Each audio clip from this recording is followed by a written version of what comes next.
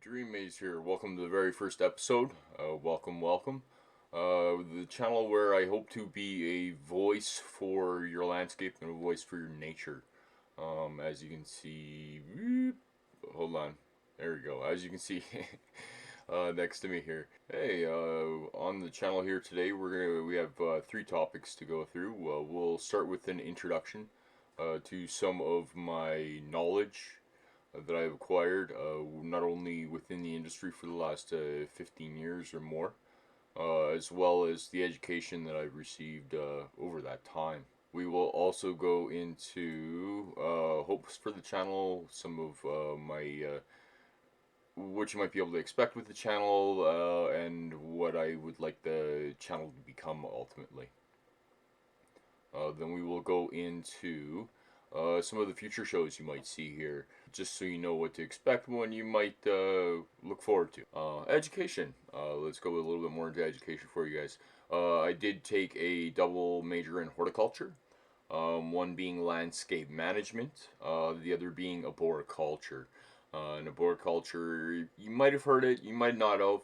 I'll give you the current definition, then I'll give you the old definition. The older definition is something people understand a lot more, and are a lot more privy to than. So arboriculture is the study and care of trees, and the care of trees within the urban environment, within a landscape or within your property, cottage, wherever you might have it. It is just the practice of taking care of trees. Back in the old definition for it, I kind of like this one myself. I'm kind of partial to it. It is an older definition, but they would call us a tree doctor. Yeah, arboriculture, the study of trees, and the older definition of tree doctor. And again, they have it a little bit easier because the patient can say, it hurts here. The plant does say that, but not in so many words. My other major at college was in landscape management.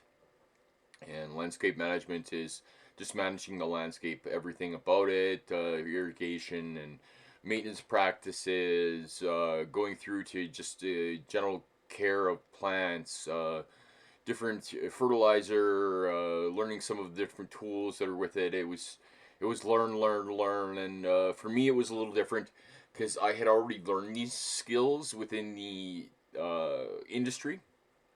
But when I was taught within the industry, it was this is how we do it, and it's just how we do it.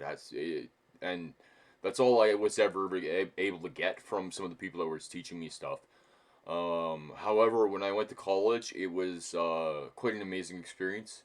It really opened my eyes to, wow, so the reason I was doing that is because of this. And I kind of had the base knowledge that I was missing.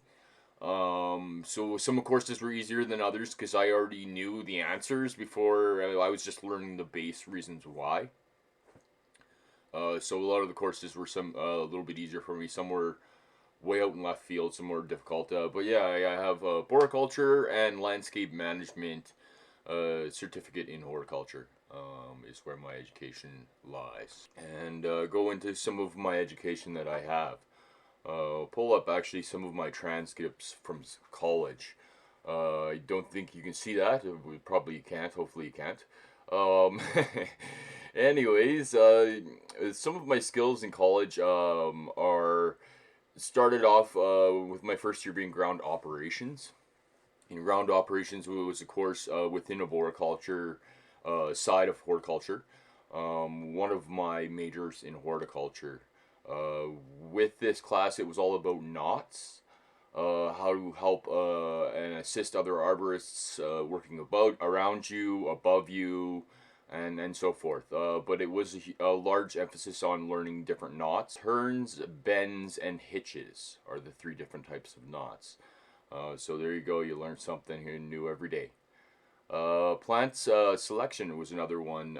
They go through how to best select the right plant for the right place so that it'll survive and within different zones of climate within the region of where you live. And I will hopefully have an episode on that. Break that down for you guys a little bit further. Some people are confused on perennials and annuals and so forth. I will get rid of that confusion for you. We also have plant science principles, which was biology of plants, basically. A continuation of some of my biology from high school. And we went a little bit further into depth into really how a plant works, some of the enzymes that it has, and some of the wonderful things that God has created in life on this earth. Urban soils was another one, which was a look into the soil properties of soil within your landscape and within the city or municipality or state which you live in. Then we also went into record keeping, which was just accounting and how to best keep your books. Make sure you're able to pay your bills and you're able to continue operations of your business. They went through and totally showed us how to balance budget, and it was a very helpful helpful class. Sorry, not channel. And it worked. It was one of my easier ones that I did because it was laid out so well. In how to learn everything and make it very simple. I really like doing that, and I really like learning that way. So I'm actually gonna make my channel around that for you guys, so that it's simple enough that it'll be something that you can learn and pick up without a thought, and again, use it as a tool in your toolbox, your landscaping toolbox. Then we went into biology of pests, which was the front end to a two-end entomology course. And entomology, if you don't know what entomology is the study of insects and how they interact with the environment, and actually classifying the insects further into order and genus and species. Then we go on to professional practice, which is a communications course, one of two, I believe.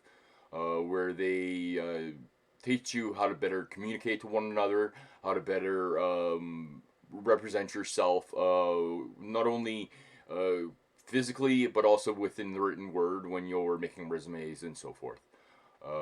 And then we went into weed ecology and management, which was just a weeds course, where we went into and discovered what weeds are all about. And I will give you one of the definitions that really stuck with me from that course. What the actual definition of a weed is. I don't really agree with this, but it has stuck with me, so I will give it for you there. A weed is classified as any unwanted plant within your landscape. That's it. You don't want it, it's a weed. But don't abide by that. There's noxious weeds and out there that you do need to be aware of, because you can actually get in trouble for it.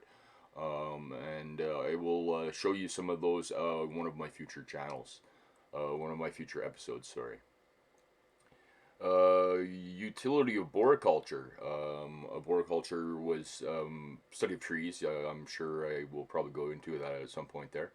And utility of arboriculture was the interaction between the power lines and the trees themselves, because it was actually a little bit of a terrifying course for me. I did do well in it, but I have a bit of trouble with high amounts of electricity that can kill you in an absolute instant working around trees. So that is actually a profession you can do, and there is people that do very well at doing that. It is absolutely something that needs to be done so we can have power today. So there is an arborist out there that is clearing trees and power lines as you speak, so that you can have power to watch this episode. Tree climbing. I took this course twice. I love tree climbing.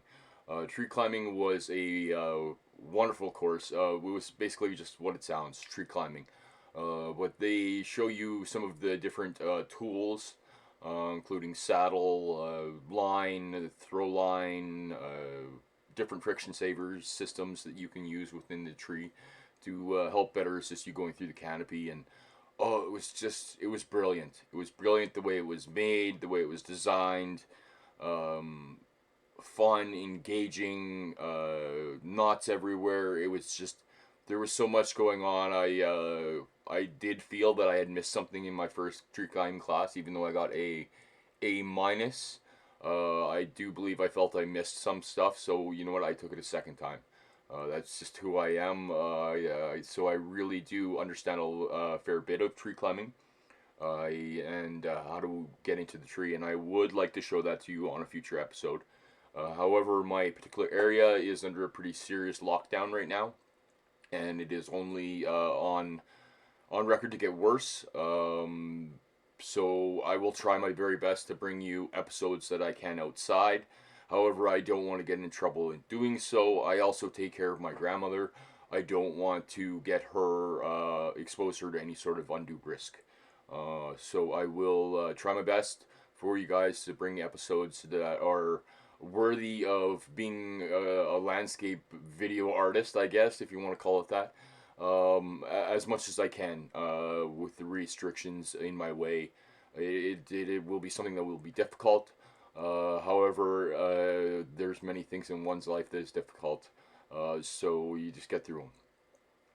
Anyways, urban forestry was just the study of the forest within the urban environment within a city.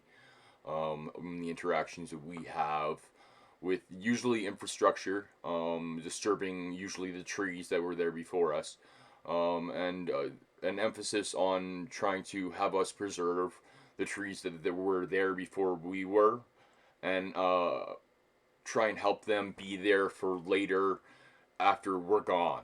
Because they were there first, they should be there after. As they do have a greater lifespan, species dependent, of course. Landscape maintenance operations was just a walkthrough of some of the different tools and some of the different maintenance procedures you do within your landscape, and how you would go about doing that.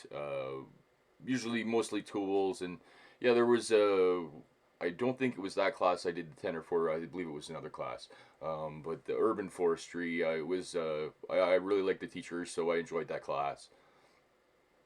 Let's see. Landscape pest management was another. I don't know if it was two or three entomology courses. I believe that might have just been my second one. But it was more entomology. We actually made a bug collection. I will grab that bug collection. Ooh, she's kind of dusty. I will grab that bug collection for you. I'm going to have to close the screen here. Make sure I do have it a little bit this way. And... Ooh, okay. So, there's the little shadow box of the insect collection that I did for that actual entomology course. If you look at it, I don't think you can see it well enough in my little camera there.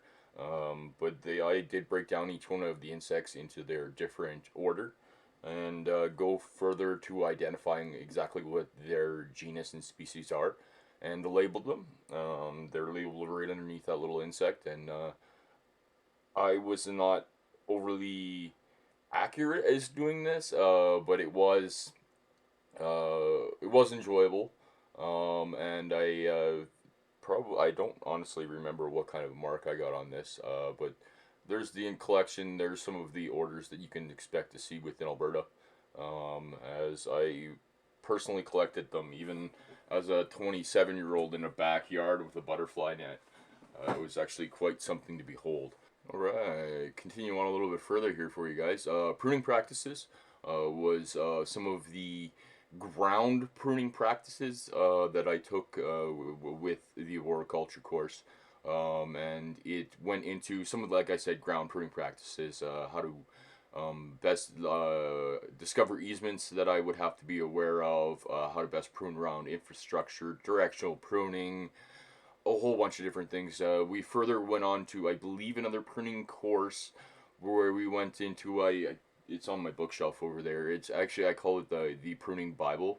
It truly has a little bit of everything in it, from espalier, topiary, to all of the different pruning practices. I will bring that to your attention there at a little bit of a later date. We go into aerial operations, which was a look into some of the tools that an arborist would use when doing some aerial operations within the tree. For this example, I'll give you a garage has a huge cottonwood poplar over it, and the branch on it is just huge, and you're terrified it's going to go through your garage. Honestly, there's nothing to be terrified about. Those trees have amazing structure, amazing lignin properties within the tree itself that will hold it above the garage. That said, it worries you. You want to take it down just so you can sleep at night. That's what the board called us arborists are for, and they'll go in there and take it out. But we go through some of the tools that would help assist taking that branch away from above your garage, and it will. I don't remember the tool, but it's a boat winch you attach to the bottom of the tree. That is a 8-to-1, 16-to-1, and 30-to-1, 32-to-1 mechanical advantage, depending on what setting you have it at. Which is an extraordinary to lifting the load of the branch away once it's cut free from the tree. Then you can directionally move it with some tie lines and then bring it further down at a mechanical advantage, right down onto the ground in front of the garage where you can further cut it up and get rid of it there for you. There is a lot of very cool tools within industry. It's forever changing. It's something that I wish I had kind of followed a little bit more, but I do have a lot of the understanding of still how to do it and how to go about doing that. Then we go into principles of marketing, which was marketing and how to brand yourself, how to put yourself out there and get yourself noticed by customers, give yourself brand value, and there's a lot of weird little nooks and crannies to marketing. It was not a course I liked, or D plus. Apparently, I didn't do well at. But I didn't like it. It was one that I wish they could just scrub right off of there. But it is something that you do have to be aware of if you're running a landscaping business. You running any sort of business at all is something that you would actually probably benefit from, even if, like myself, you don't like it. Urban soils was further urban soil applications. Urban soil applications is a look at to applying some of the knowledge we learned in the previous soils course to actually doing some of the calculations of salinity, which is soils within your salt, some of the different calculations for different so you go out and you take a soil sample and you take that soil sample and you would run properties on it so that you know how much macro and micronutrients you have within that soil, what you might need, what you're deficient in, and you can better amend the soil with further action from fertilizers to get you where you want to go as far as having the appropriate soil profile. Then we went into landscape irrigation, which was a little bit of everything. They started off with just some of the principles. Then they went in to have us make manifolds and go into actually making a irrigation system for a home, all of the calculations that involves, blueprints for it, just everything. Everything landscape irrigation is something that I already knew. Previous from working in the industry, I had a few years or a season or two, we'll say, maybe a season and a half, but it's something you're running into all the time with irrigation when you're working in the landscape. It's something you will destroy if you're at a landscape construction. It is something you will destroy. You try and avoid it. You do your best, but you're driving over it. You're driving by it. A bee flies into the window. That sprinkler's toast. So landscape irrigation. So we'll continue with some of the further landscape practices I learned in college here. Fundamental of landscape construction. This is a course I actually did not do in college. I PLAR'd it, which is a previous learning accreditation requirement. However, I know all about landscape construction. Honestly, I think it's everything. However, if I don't have an answer for you, I will find an answer. Landscape graphics was a course where you basically put your landscape graphics into a computer and make yourself a blueprint and learn how to work with the program of CAD and how to make a blueprint for your landscape, how to best design a landscape, how to there was actually two parts to that one. It was an introduction to learning how to do it, and then an actual let's do the project side of things. And they had us go through and learn how to make a landscape project in CAD, which was fun. Which was I knew computers, I knew the landscape, so it wasn't an overly difficult course. I did quite enjoy that. Then we go into an extra course I had to take actually with college in order to. I did a double major. Course I chose was actually a turf management course, and it was turf equipment maintenance. Went into learning how to take apart a reel mower and grease its pinion points, and how to best look at a two-stroke and a four-stroke engine, how to best take them apart, understand why they work, read some of the different manuals and the different processes that it would take to completely destroy an engine and completely put back a small engine back together. And learning both the different processes and doing it. It was fun. It was enjoyable. It was a little bit of more of an extension from one of the other courses I had, which was tree chainsaw maintenance, where you learn how to best take apart a chainsaw and put it back together with just a little scrunch. And I will be at a future episode that you will see here. I'm sure as soon as some of the snow decides to melt and get out of my way. Tree climbing, I did again. That was the second time that I did tree climbing for you. I talked a little bit more about that earlier. And the last couple is landscape design and landscape project management. And landscape design was how to go about designing your landscape within the computer. I just had talked about that previously. And then we go into landscape project management, which was kind of the culmination of all of my learning at the college.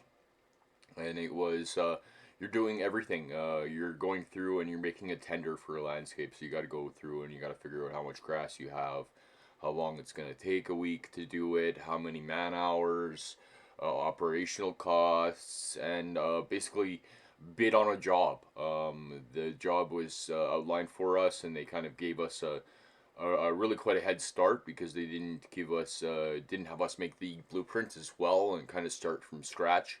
They gave us a blueprint to work from to price out the job, which is basically how it would be done in the industry. You don't make the landscape and then, well, not often.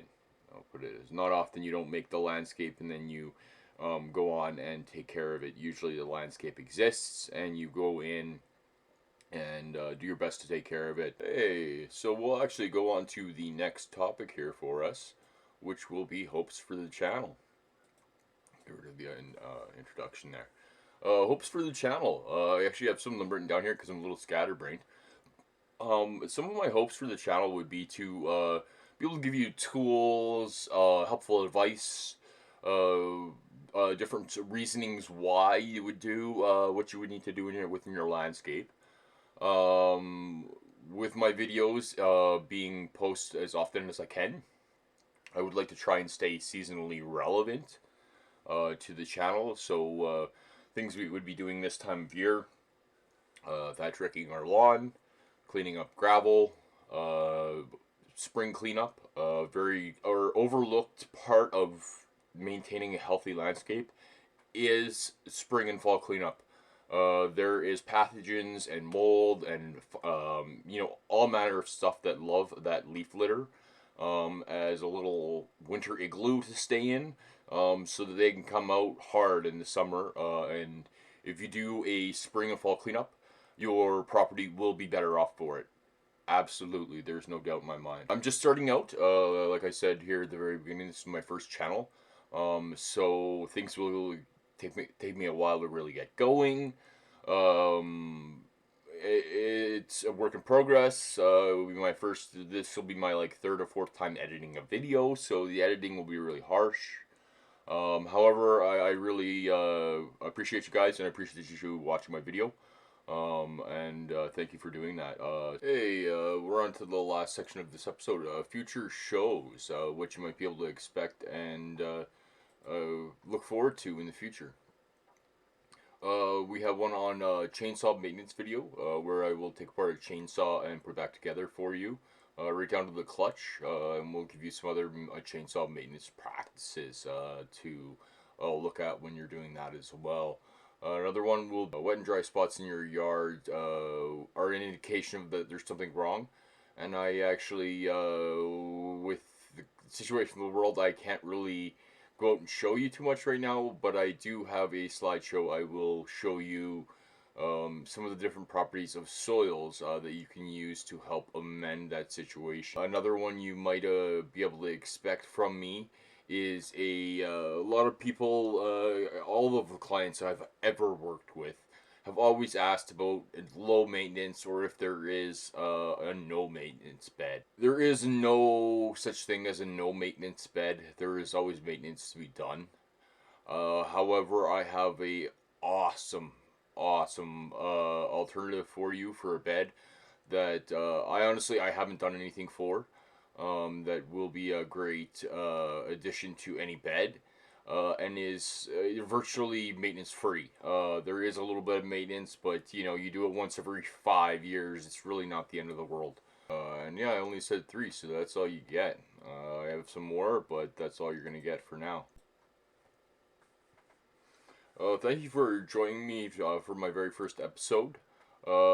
Being a social media world, should you want to follow me, I'm available on Twitter, Facebook, Instagram, YouTube, and Kitco. Kitco is actually an interesting site there. You might take a closer look at it. It will be a large, integral part of what I will be doing with my channel here. As I will be showing you and recommending tools that you might never have seen. And that will be a place where you can go and find those tools that I'm talking about. I have a website. If you wanted to go to my website, it's just dreammaze.ca.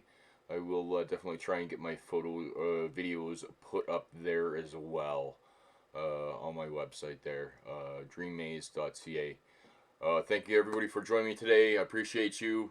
Take care of your friends and your family. Until next time.